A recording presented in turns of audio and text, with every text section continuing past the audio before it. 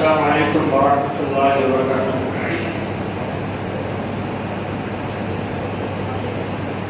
ان الحمد للہ نحمده ونستعینه ونستغفره ونعوذ باللہ من شرور انفسنا ومن سیئات اعمالنا، من يهده الله فلا مضل له ومن يضلل فلا هادي له، واشهد ان لا اله الا الله وحده لا شريك له، واشهد ان محمدا عبده ورسوله۔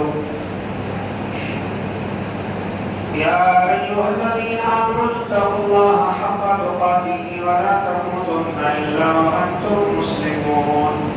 يا ايها الناس اتقوا ربكم الذي خلقكم من نفس واحدة وخلق منها زوجها وبث منهما رجالا كثيرا ونساء، واتقوا الله الذي تساءلون به والارحام ان الله كان عليكم رقيبا۔ يا ايها الذين امنوا اتقوا الله وقولوا قولا سديدا يصلح لكم اعمالكم ويغفر لكم ذنوبكم، ومن يطع الله ورسوله فقد فاز فوزا عظيما۔ حاضرین، آج 15ویں پارے کی تلاوت کی تراویح کے اندر 15ویں پہلے کی پہلی آیت کریمہ واقع معراج کی جانب اشارہ کرتی ہے، اور اس کے بعد جو 15ویں پارے کا آخری صفحہ ہے، آخری پنا ہے، اس میں موسیٰ اور خضر علیہ السلام کے واقعے کا ذکر ہے۔ اسی طرح سے اسی پارے کے اندر دو اور لوگوں کا ذکر ہے جو صاحب باغ کہے جاتے ہیں۔ ان سارے مباحث پر بحث نہ کر کے ہم نے سورہ بنی اسرائیل کی آیت نمبر 24 اور 23 اور 24 نمبر کی آیت کریمہ کو اٹھایا۔ وَقَضَىٰ رَبُّكَ أَلَّا تَعْبُدُوا إِلَّا إِيَّاهُ وَبِالْوَالِدَيْنِ إِحْسَانًا۔ اے نبی، آپ کے رب نے فیصلہ کر دیا اللہ تعبدوا الا اياه، کہ تم صرف اسی کی عبادت کرو، اسی کی بندگی کرو، اسی کے سامنے اپنے گردن کو جھکاؤ، اسی کے سامنے اپنی پیشانی کو ٹیکو، اسی سے اولاد مانگو اور اسی سے روزی مانگو، ساری پریشانیاں اسی کے سامنے رکھو، خوشی کی تلاش ہے تو اسی سے مانگو۔ وَبِالْوَالِدَيْنِ إِحْسَانًا، اور اپنے والدین کے ساتھ احسان کرو، حسن سلوک کرو۔ میرے پیارے بھائیوں، والدین کے ساتھ احسان کس نوعیت کی ہونی چاہیے؟ والدین کے ساتھ اللہ تعالیٰ نے احسان کرنے کی جو بات کہی ہے وہ احسان کیسا ہوگا؟ خود اللہ تعالیٰ نے اس کی وضاحت آگے کے جملے میں کر دیا ہے۔ إِمَّا يَبْلُغَنَّ عِندَكَ الْكِبَرَ أَحَدُهُمَا أَوْ كِلَاهُمَا، تمہارے والدین میں سے کوئی تمہارے پاس بڑھاپے میں موجود ہو یا تمہارے ماں باپ دونوں موجود ہو، فَلَا تَقُلْ لَهُمَا أُفٍّ، تو تم اف تک نہ کہو، وَلَا تَنْهَرْهُمَا وَقُلْ لَهُمَا قَوْلًا كَرِيمًا، اور تم انہیں جھڑکو بھی نہ، اور جب تم ان سے باتیں کرو تو بڑے نرم لہجے میں کرو۔ میرے پیارے بھائیوں بھی آگے بھی چلتے ہیں۔ وَاخْفِضْ لَهُمَا جَنَاحَ الذُّلِّ مِنَ الرَّحْمَةِ، اور اے اولاد اپنے والدین کے لیے ہمیشہ شفقت کے بازو پھیلا کر کے رکھو۔ وَقُلْ رَبِّ ارْحَمْهُمَا كَمَا رَبَّيَانِي صَغِيرًا، اور ہمیشہ اپنے والدین کے لیے دعائیں کرتے رہو، اللہ جس طرح سے انہوں نے ہماری بچپنے میں پرورش کی تھی، ہمارے ماں باپ کی بھی پرورش کر۔ میرے پیارے بھائیوں، بڑا قابل اور دونوں آیات شریف ہیں۔ اللہ تبارک و تعالیٰ نے اپنی کرنے کے بعد والدین کا ذکر کیا. پہلے خود کے بارے میں کلام کیا، اس کے بعد والدین کے بارے میں موضوع چھیڑ دیا. یہاں پر اندازہ یہ ہوتا ہے کہ زمین پر اس کائنات کے اندر اللہ اور رسول کے بعد اگر کوئی ہستی مقدس ہے، اگر کوئی ہستی، اگر کسی ہستی کی تعظیم کی جا سکتی ہے تو والدین ہیں، ان کی تعظیم کی جائے گی. میرے پیارے بھائیوں، والدین کا مقام بڑا اندازہ، بڑا نرالا ہے، بڑا اونچا اللہ نے ان کا مقام بنایا ہے. ایک بات اور یہاں پر قابل غور ہے کہ اللہ تعالیٰ نے یہاں پر یہ نہیں کہا کہ والدین جب جوان ہوں تو ان کی خدمت اور ان کے ساتھ احسان کرو. یہ جو جملہ ہے بڑا پیارا جملہ. بڑھاپے کا ذکر کیا اللہ نے، جوان والدین کا ذکر نہیں کیا. اس کا مطلب یہ نہیں کہ اگر ماں باپ جوان ہے تو ان کو چھوڑ دو کے ساتھ نہیں. بڑھاپے کا ذکر کیوں کیا اللہ تعالیٰ نے؟ بات یہ جوانی کا ذکر، بڑھاپے کا ذکر کیوں؟ میرے پیارے بھائیوں، آپ بوڑھے پیدا نہیں کیے گئے. آپ کی پیدائش کا ایک پورا سلسلہ ہے، آپ کی پیدائش کا ایک پورا پروگریس ہے. آپ اپنے بچے تھے، آپ اپنے قدموں پر چل نہیں پا رہے تھے، آپ کو بولنے کی طاقت بھی نہیں تھی، آپ کو کروٹ بدلنے کی بھی طاقت نہیں تھی. کیا کوئی یہ بتا سکتا ہے کہ جب وہ پیدا ہوا تھا کروٹ بدلنے کی طاقت تھی؟ میرے پیارے بھائیوں، قطعی طاقت نہیں تھی. آپ پیشاب کر دیا کرتے تھے لیکن آپ اپنی جگہ سے ہل بھی نہیں سکتے تھے اور چلانا شروع کر دیتے تھے. ماں آپ کی آواز سمجھ آتی تھی کہ میری اولاد کو کچھ نہ کچھ پریشانی ہے. میرے پیارے بھائیوں، آپ اپنے بچپنے میں لاچار تھے، بے بس تھے، آپ کا کوئی سہارا نہیں تھا، ماں کا سہارا تھی. آپ اپنے ہاتھوں سے کوئی چیز کھا نہیں سکتے تھے. اللہ تعالیٰ نے آپ کے خوراک کو ماں کے چھاتی میں ڈال دیا تھا. ماں اٹھا کر کے اپنے سینے سے لگا کر کے آپ کے بھوک کو مٹایا کرتی تھی. میرے پیارے بھائیوں، آپ اپنے بچپنے کو ذرا یاد کریں. جب آپ اس روئے زمین پر پیدا کیے گئے، آپ کی صلاحیت تھے، آپ کی اوقات کیا تھی، آپ کی عزت کیا تھی، یا پھر آپ کے اندر طاقت کتنی تھی؟ ذرا اندازہ لگاؤ. اس وقت جب آپ لاچار تھے، بے بس تھے، کوئی آپ کا سہارا نہیں تھا، کوئی آپ کا ساتھ دینے والا نہیں تھا، تو ایک ماں ہی وہ ذات تھی جو آپ کا سہارا بنی ہوئی تھی، اپنے بیٹے کے دکھ درد کا سہارا بنی ہوئی تھی. وہ ماں جو خود کیلے میں سو جایا کرتی تھی لیکن میرے لاڈلے کو ذرا سی ٹھنڈ نہ لگ جائے اپنے لاڈلے کو سوکھے بستر پر سلا دیا کرتی تھی. میرے پیارے بھائیوں، بیٹا جوان ہو گیا، ابھی تک جو ماں باپ جوان تھے اب وہ ماں باپ بوڑھے ہو گئے. ابھی باپ جوان کا ماں جوان تھی اور اولاد جو تھی بچپنے میں تھی، اب یہاں اولاد جوان ہو گئی. اب ماں باپ بڑھاپے کے عالم میں پہنچ گئے. اب ماں باپ کو سخت ضرورت ہے، ان کو بھی چاہیے کوئی اولاد جو ان کی انگلیوں کو پکڑ کر چلا سکے. اب ماں باپ کو بھی سخت ضرورت ہے کہ کوئی ان کا انتظام کر سکے، کوئی دوارا کر کے دے دے. اب ماں باپ کو بھی ضرورت ہے. میرے پیارے بھائیوں، جس طرح سے بچپنے میں آپ چل پھر نہیں سکتے تھے، اسی طرح سے ماں جب بوڑھے ہو جاتی ہیں، باپ جب بوڑھا ہو جاتا ہے تو ان کو بھی سہارے کی ضرورت پڑتی ہے. اسی لیے اللہ تعالیٰ نے کہا، اے لوگوں، اپنے ماں باپ کو بڑھاپے میں بے سہارا مت چھوڑو، چاہے وہ تنہا ہو یا دونوں تمہاری زندگی میں باحیات ہوں، ان دونوں کو جب پاؤ تو ان کا سہارا بنو. کیا کرو؟ ان کا سہارا.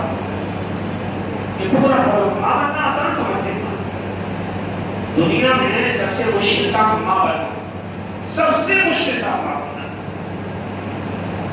اور سب سے آسان کام کسی کا حق مارنا.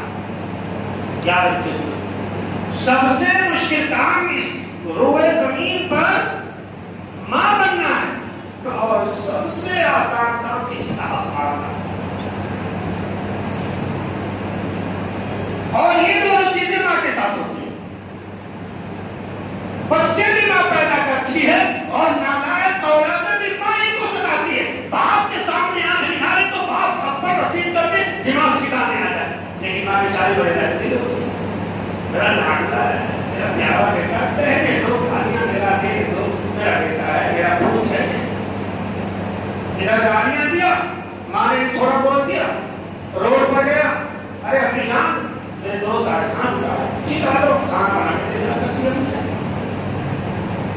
اگر آپ کو دیکھنا ماں کتنا بننا آسان اور کتنا بننا مشکل ہے نا تو میں آپ کے سامنے واقعہ رکھتا ہوں یا ماں کا مقام رکھ دیتا واقعہ اور مشہور ہے. عبداللہ بن عمر رضی اللہ تعالیٰ عنہما خانہ کعبہ کے قریب یعنی صحن کعبہ میں بیٹھے ہوئے تھے. ایک آدمی آیا اپنی ماں کو اپنی کمر پر اٹھا کر کے اور خانہ کعبہ کا چکر لگوایا, طواف لگوا دیا اور طواف لگوانے کے بعد عبداللہ بن عمر کے پاس گیا. عبداللہ کیا میں نے اپنی اماں کا حق ادا کر دیا؟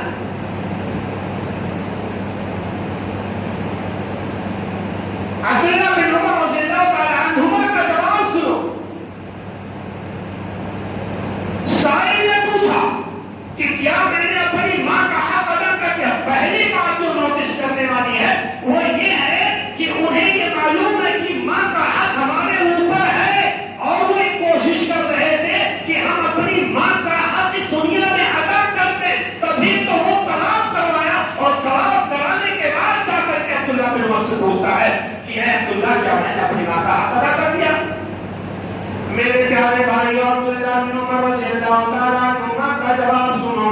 طواف کرانے والا جب سوال کرتا ہے اے عبداللہ میں نے تمہارے سامنے اپنی ماں کو اپنی کمر پر اٹھایا اور پورے خانہ کعبہ کا طواف کرایا, کیا میں نے اپنی ماں کا حق ادا کر دیا؟ میری ماں کا مجھ پر بہت ہی زیادہ احسان ہے, کیا میں نے اپنی ماں کا حق ادا کر دیا؟ عبداللہ بن عمر رضی اللہ تعالیٰ عنہما نے مختصر جواب دیا, کہا اے نادان انسان سن, اگر تو اپنی ماں کے حق کی بات بتائے تو تو حق تو چھوڑ دے. میری ایک بات یاد رکھ, جب تو پیدا ہو رہا تھا, جب تیری پیدائش ہو رہی تھی, جو تو 24 گھنٹے 30 گھنٹے کے اندر جو پیدائش کا مرحلہ ہے, جب تو پیدا ہو رہا تھا اس وقت ایک سانس بھر میں تیری ماں کو جو تکلیف ہوئی تھی ابھی اس لمحے کا بھی تو نے حق ادا نہیں کیا ہے. میرے پیارے بھائیوں, ابھی وہ عبداللہ بن عمر رضی اللہ تعالی عنہما نے یہ بات جو کہی اس آدمی سے, میں اس کی تشریح کرنا چاہتا ہوں. آپ کی زمانوں میں مسئلہ ایسا ہے, اے انسان تیری ماں جب تجھے پیدا کر رہی تھی, تو جب پیدا ہو رہا تھا تو ایک لمحے میں ایک سانس میں جو تکلیف ہوئی تھی ابھی اس کا بھی حق تو نے ادا نہیں کیا ہے.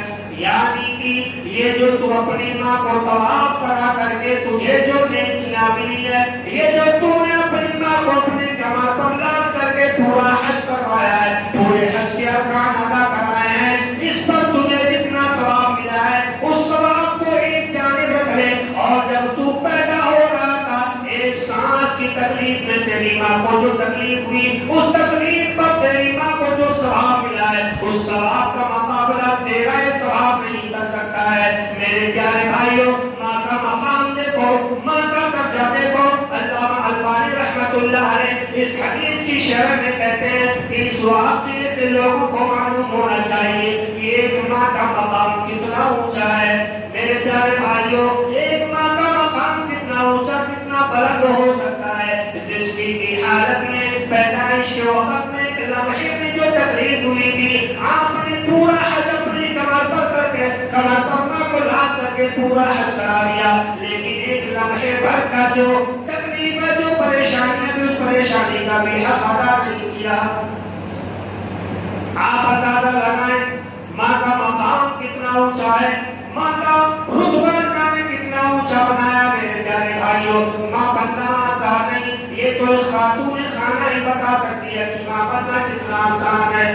شادی ہو جاتی ہے, میں ذرا آپ کے ذہن سے بات کرنا چاہتا ہوں, آپ کے دل و دماغ سے بات کرنا چاہتا ہوں. میرے پیارے بھائیوں, میں عورت تو نہیں ہوں, لیکن میں عورت کی اس کیفیت کو بیان کرنا چاہتا ہوں کہ کتنے مشکل سے جا کر کے آپ پیدا ہوئے ہیں. شادی ہو جاتی ہے, حاملہ ہو گئی, ڈاکٹر کے پاس دکھانے کے لیے ڈاکٹر نے منع کر دیا. کیا منع کر دیا؟ تمہیں نیچے نیچے اوپر نہیں چڑھنا ہے, تمہیں رننگ بھی نہیں کرنی ہے, وزن سامان بھی تمہیں نہیں اٹھانا ہے. ڈاکٹر نے منع کر دیا. 3 مہینہ گزر گیا, 4 مہینے گزر گئے، طے ہونا شروع ہو گیا، الٹی ہونا شروع ہو گیا، ڈاکٹر نے منع کر دیا تمہیں یہ کھانا نہیں کھانا ہے، کیونکہ جب کھانا زیادہ کھاؤ گی تو تمہیں الٹی ہو جائے گی۔ میرے پیارے بھائیوں، تم ماں کے پیٹ میں ابھی خون کی شکل میں ہو، اللہ نے تمہیں ہاتھ بھی نہیں دیا، اللہ نے تمہیں پیر بھی نہیں دیا، تمہارا سر بھی نہیں بنا ہے، لیکن ایک ماں اسی وقت سے تمہاری حفاظت کرنا شروع کر دیتی ہے، جبکہ ابھی تمہاری ماں نے تمہاری شکل بھی دیکھی نہ ہوتی ہے۔ ڈاکٹر نے کہہ دیا تمہیں کھانا نہیں کھانا ہے، تو اب ماں اپنے لال کے انتظار میں کہیں بیٹا میرا ضائع نہ ہو جائے، کہیں میری اولاد خراب نہ ہو جائے، وہ ماں کھانا بند کر دیتی ہے، پرہیز کرنا شروع کر دیتی ہے۔ میرے پیارے بھائیوں، 6-7 مہینے کا مدت گزر جاتا ہے، ماں کروٹ لیتی ہے، کروٹ پر سو بھی نہیں پاتی ہے، کیونکہ ڈاکٹر نے کہہ دیا ہے سر اس کا دائیں طرف ہے، اگر اس طرف سو ہوگی تو سر پھسک سکتا ہے، سر دب سکتا ہے،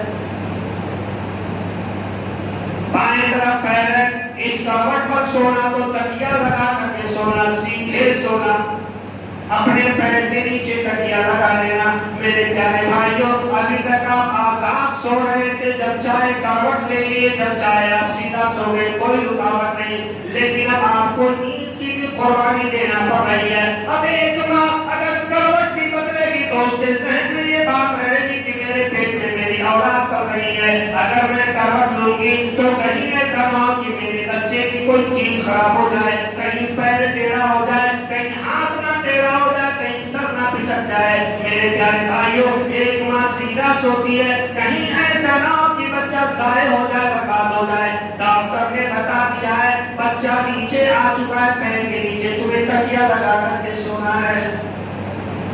بنا تکیے کے سو جائیں گے آپ لوگ؟ یہ بارش شادی سے بنا کے ڈوب رہے ہیں ہم لوگ، بنا تکیے کے سو جائیں گے؟ جو کھائے وہ پیٹ میں سو ایسے نکل جائے گا، سوتے ہی سو نکل جائے گا منہ کے راستے سے۔ میرے پیارے بھائیوں، آج مہینہ گزر گیا، 9ویں مہینے میں آ جائیے۔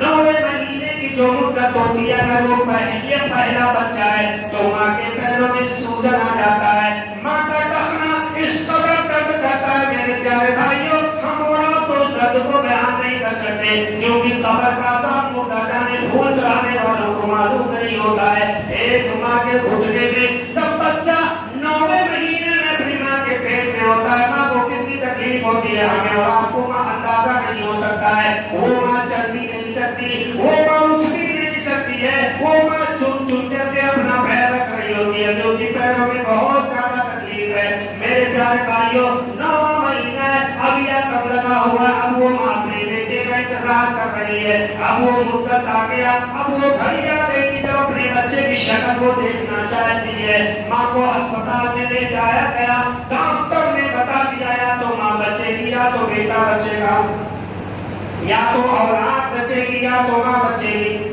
میرے پیارے بھائیوں، ہم اولاد ہوتے تو کیا جواب دیتے؟ ماں کتنا بھی گر جائے تو اس وقت بھی کہتی ہے ڈاکٹر صاحب میری جان چلی جائے میں مر جاؤں یہ تو مجھے منظور ہے، لیکن میری اولاد ضائع نہیں ہونی چاہیے۔ تو تمہاری ماں نے تمہاری شکل دیکھا نہیں، پھر بھی تمہاری حفاظت کی فکر کر رہی ہے۔ بیٹا اے ڈاکٹر، بیٹا ضائع نہیں ہونا چاہیے، میرے بیٹے کو دنیا میں لے کر کے آؤ، بچے میں دنیا چھوڑ کر کے چلے جاؤں۔ اور میرے پیارے بھائیوں، یہ ڈاکٹری اور یہ طبیب لوگ بتاتے ہیں نہ جانے کتنی مائیں ایسی ہیں جو بچے کی ولادت سے پہلے خود کو اللہ کے حوالے کر دیتی ہیں۔ بچہ پیدا ہوتا ہے، بچے کے پیدائش کے فوراً بعد ماں گزر جایا کرتی، انتقال ہو جاتی ہے۔ ایک ماں ہے جو ہمیں پیدا کرنے کے لیے اپنی جان گنوا دیتی ہے، اور آج ہم ہیں جب ماں کو سہارے کی ضرورت ہوتی ہے تو نکمی اولاد ماں کو تنہا چھوڑ کر کے چلی جاتی ہے، چھوڑ دیا ہے۔ بڑا مشکل، ہزاروں سال نرگس اپنی بیلوری پہ ہوتی ہے، بڑی مشکل سے ہوتا ہے چمن نہیں لگتا۔ ذرا کبھی پیٹ میں پتھر ڈاکٹر صاحب سے کہو کہ ایک آپریشن کر کے اور 2 کلو کا پتھر اسی میں ڈال دیں، تو 9 مہینہ رکھتے دیکھو، ذرا رکھ لے جائیں گے۔ ارے 9 مہینہ کیا، 4 mm کی پتھری اگر پیٹ میں ہو جاتی ہے تو نانی سو کی حال آ جاتی ہے۔ 3-3 4-4 کلو کے بچہ 9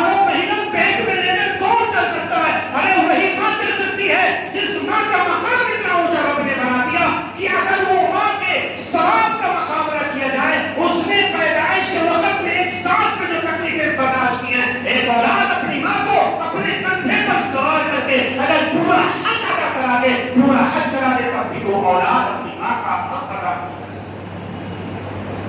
ایک ماں ہی جس کا گھر تڑپ ہو اپنی اولاد، تمہیں تڑپ بھی نہیں اپنی ماں کی، کہاں تڑپ؟ نہیں تو میری دلہن والی خوبصورت ہے نا، ممتاز و شاہ ہے کی طرح بھاگے. کسی کو شاہجہاں تو کسی کو ممتاز، کسی کو تو لیلا، کسی کو مجنون. ہے سب کیا ہے؟ ایک ماں تمہیں اس لیے پیدا کیا کہ بڑھاپا جب کر سکتے ہیں ارے اپنا بچپنا یاد کر لو. تم جوان تھے تمہاری ماں بوڑھی ہوئی، تم پیدا ہوئے تھے تمہاری ماں جوان تھی، تمہاری پرورش کر رہی. تمہیں ضرورت تھی تمہاری ماں نے تمہارا سہارا کیا. بتاؤ تو یار پوچھو مجھ سے، جب پیشاب کرتے تھے نا تو سگی بہن بھی شاید آتی رہی ہو پوچھ رہی تھی، ماں ہی تھی. گرمی کے موسم میں ماہش ہوتی تھی، تمہاری پیشاب پر تمہارے گندگی پر ماہش ہوتی تھی. آج ماں کو ضرورت ہے بیٹا ذرا عید آ گئی ہے کپڑے لا کے دے دو، ہمیں دے دو پتیلے کی طرح منہ بنا دے. کہیں تو رمضان تو مہینہ چلتا اپنے ماں باپ کی بھی طرف کتنا اصلاح کیا جائے. ارے احساس پیدا کرنے کی ضرورت ہے کہ ہم کیا ہیں، ہمیں کیا کرنا ہے، اللہ نے ماں کا مقام کتنا اونچا بنایا ہے. یہ چیز سوچنے کی ضرورت ہے میرے پیارے بھائیوں. آخری بات میں آپ کے سامنے رکھتا ہوں. معلوم ہے عبداللہ بن عباس، ماں کا درجہ دیکھو. عبداللہ بن عباس رضی اللہ تعالیٰ عنہ بیٹھے ہوئے صحابی ہیں، اللہ کے رسول کے چچیرے بھائی ہیں عبداللہ بن عباس. ایک آدمی قاتل تھا، ایک عورت کو اس نے قتل کر دیا. واقعہ کیا معلوم ہے؟ ایک دوشیزہ کی ایک نوجوان لڑکی تھی، اس آدمی کو عورت پا گئی، ان کی خوبصورتی کا گرمیدہ ہو گیا، مجنون ہو گیا، دیوانہ ہو گیا، گلی گلی میں اسی کے پیچھے لگا ہوا ہے. یہ آدمی جا کر کے نکاح کا پیغام دے دیتا ہے، اس کے گھر پیغام بھیج دیتا ہے کہ میں آپ کی لڑکی سے شادی کرنا چاہتا ہوں. میرے پیارے بھائیوں، الادب المفرد کی روایت ہے، امام بخاری رحمۃ اللہ علیہ نے اپنی کتاب میں اس روایت کو نقل کیا ہے.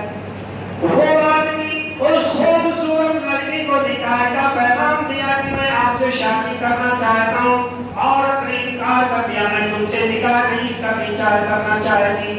میرے پیارے بھائیوں، ایک دوسرے آدمی نے نکاح کا پیغام دیا، اس عورت نے اس آدمی سے نکاح کر لیا.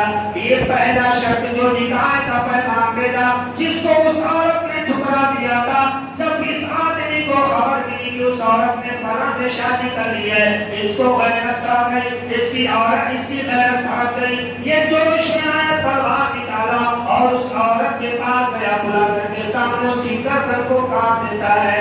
میرے پیارے بھائیوں، جب اس عورت کو قتل کر دیا، اس عورت کو جان سے مار دیا، تب اس کو ہوش آتا ہے کہ یار میں نے کچھ غلط کر دیا ہے.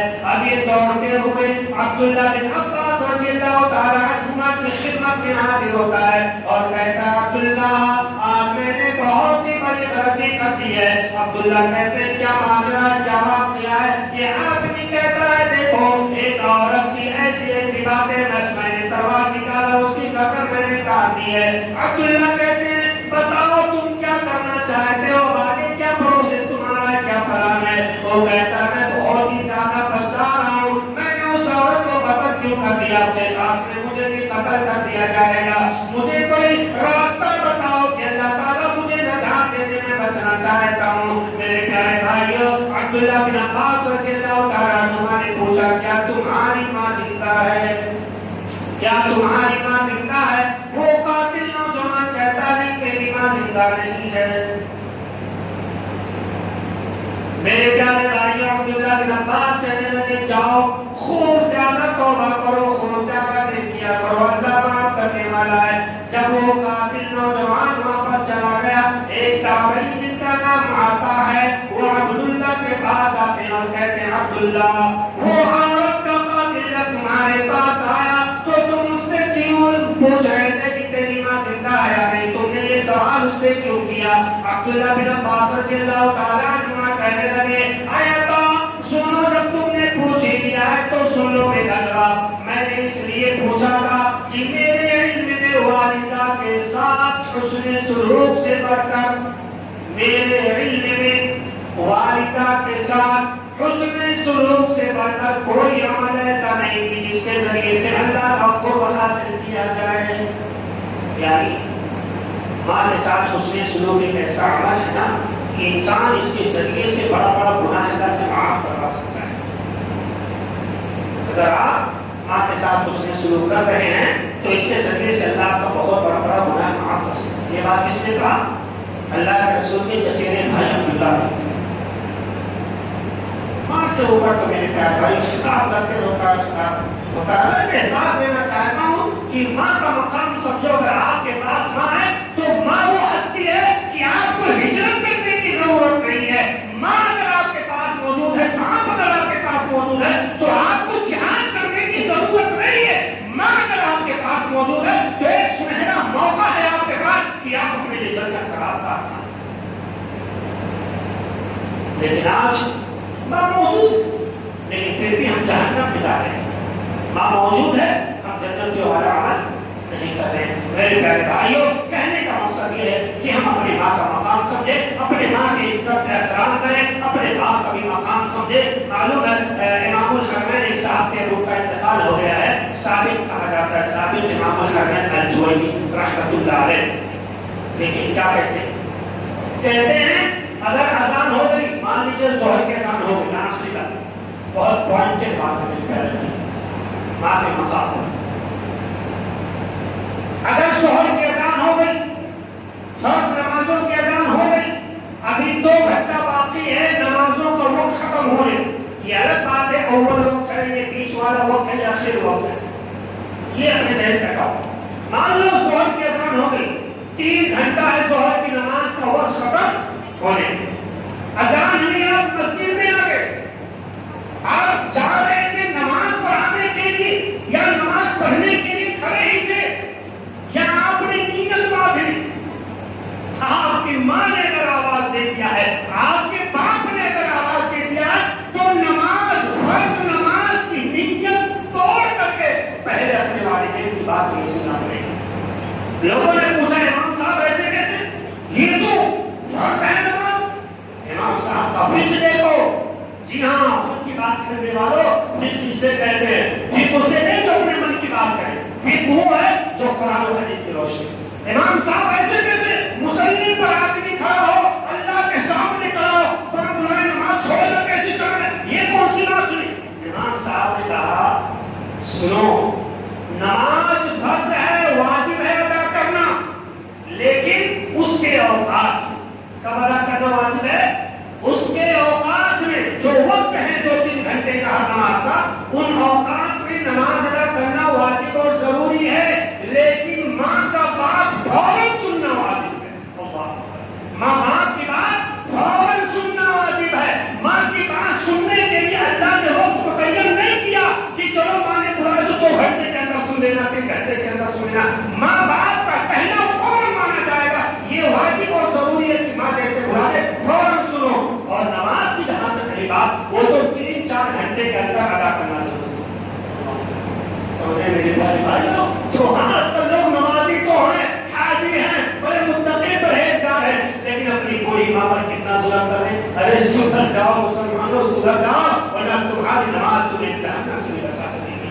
اللہ تعالیٰ اگر آپ کے ماں کو آپ سے ناراض کر دیا تو آپ اللہ کو کبھی خوش نہیں کر سکتے. اگر اللہ کو خوش کرنا چاہتے ہیں اور یہ دیکھنا چاہتے ہیں کہ میرا اللہ مجھ سے خوش ہے یا نہیں، تو پہلے تم اپنے ماں باپ کا چہرہ دیکھو. یہ میں نہیں کہہ رہا ہوں، یہ تمہارے نبی سرور کائنات کہہ رہے ہیں کہ اگر ماں ناراض ہو گئی تو رب بھی ناراض ہو جائے گا، اگر باپ روٹھ گیا تو رب بھی تم سے روٹھ جائے گا.